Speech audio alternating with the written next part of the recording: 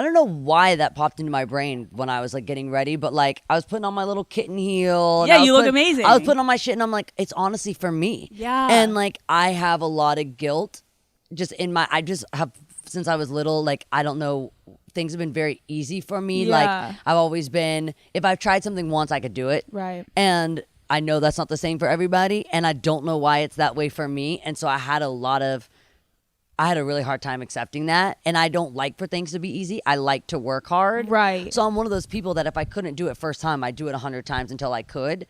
But I've never really had to do that. The only time that I have really had that experience of just trying to do something that wasn't meant for me or not going to work is in relationships. That's and so like crazy. I think I had a big fear of being alone because I'm always surrounded by people. So like my idea of what's it like to be surrounded by people, it's not surrounded by friends, like 15 people. It's like 15,000 people. Right. And so the idea of how drastic it goes from being full to being empty is just like really dramatic.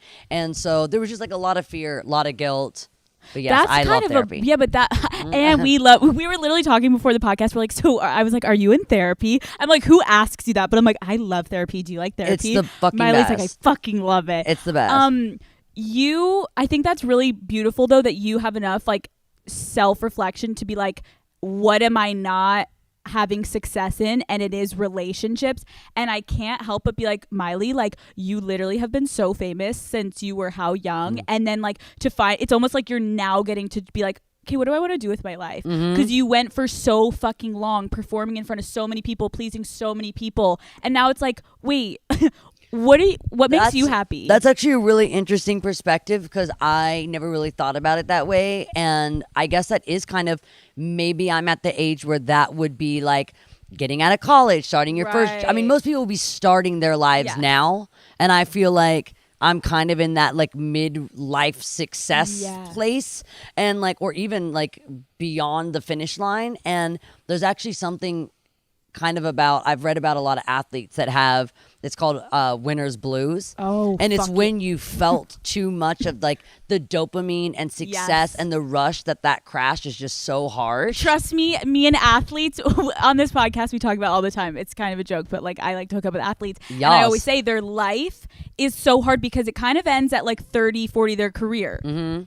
And then it's like, what do you do? And it can happen the same thing, especially for like females in pop music. There's so much like ageism and sexism that I think it's just, you know, you get feeling like, I just think it's a really good perspective to say, oh, my life is kind of starting now and I'm at a point where I get to decide what do I want to do with it. And that's what you would be doing if you had been spending years in college or spending years as an intern or lower on the kind of like ranking of your job, that now you're at a place where you're like 27, 28, 29, 30, where you get to go, okay, like what am I going to do with all the skills that I've collected. Well, can I ask you, because like, listen, everyone, I think it was the most iconic moment when like you were Hannah Montana, and I know probably for a while you were like, I don't even want to hear that fucking name for a minute, because like, kindly shut the fuck up. My name is Miley Cyrus. The bangers era, when all of a sudden it was like you took everything to the fucking max, and you were like, this is my clit nipple, and we're ready to roll. Everybody watch me twerk everywhere, and it was iconic, but it was almost like you were trying to break away from the Disney thing. And when you look back on the era, what does it make you feel? What's so weird about that is also that was for me. And like, just like getting, I guess that's the full circle of my story that I was trying to get to, was basically, I mean, I was wondering why I wanted to tell you that, but I guess that is why, because it's so relevant in my career. Like, I never thought, I really, really don't care what anyone else is really doing with their life as long as they're being like a good person. Yeah. And to me, I just still can't believe that people care so much about what I'm doing.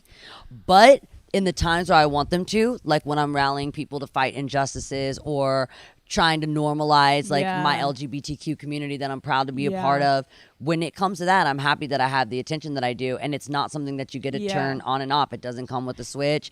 And so I am really happy that people are so interested and intrigued by me and my choices in my life, because that means that I really do have a loud, platform. Yeah, you have a voice. But I definitely think that VMA's 2013 era was kind of an awakening.